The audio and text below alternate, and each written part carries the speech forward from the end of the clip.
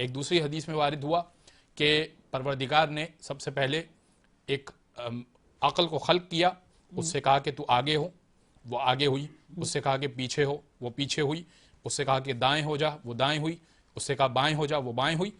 परवरदिगार ने कहा कि अब तू मुकम्मल हो गई, यानी तुझे जो हुक्म दिया जाता है तू करती है, जिससे मना किया जाता है तू तैयार हो जाती है, यानी अब तू मुकम्मल कंट्रोल में है।